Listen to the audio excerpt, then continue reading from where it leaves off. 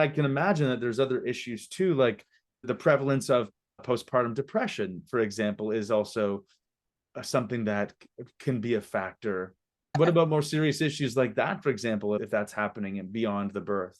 Yeah, I would really like to talk about that because that is, again, another topic where, as newly parents, you need to realize you're not alone. Because 8 out of 10 birthing mothers experience a period of tearfulness and anxiety after Mm. the child shows up. And that can last for several weeks. And these statistics are actually from a book by Rhonda Cruz Norden. She's written this book after the baby. So she's researched and brought statistics together. Mm.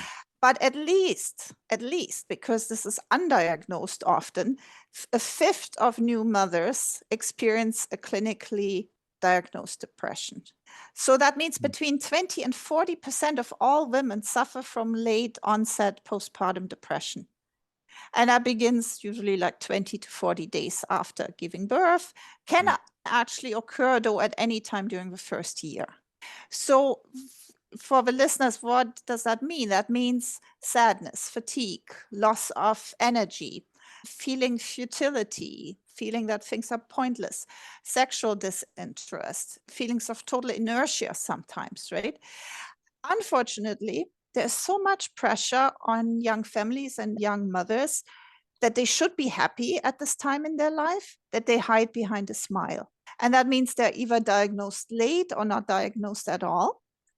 And partners usually feel helpless and unsure of how to support. And many people don't even realize that postpartum depression also exists in men. Mm. That is a thing. For our listeners who are hearing this, if you or your partner show signs of depression after giving birth, get help. Don't wait. Mm. Right? Yeah, that is a very, first of all, I didn't know that postpartum depression exists in men or like it can. I'm curious about that.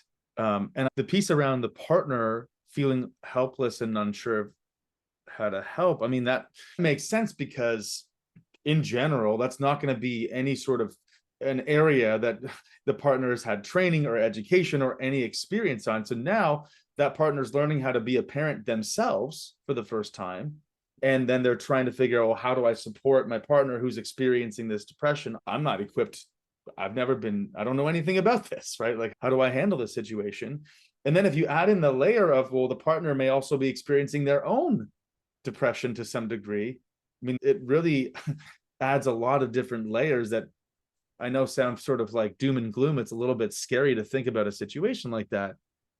Do you have any other best practices or a piece of advice for a partner who's is supporting someone that's going through that process? Yeah, I think it starts with realizing we're not alone. There is this shame piece, right? That's the problem. Yeah, yeah, If the young mother wouldn't feel ashamed or feel, oh, I shouldn't be feeling this, something must be wrong with me. yeah. Here's this amazing life experience that I'm having. But also, those so called positive, happy life experiences go hand in hand with sadness, with loss.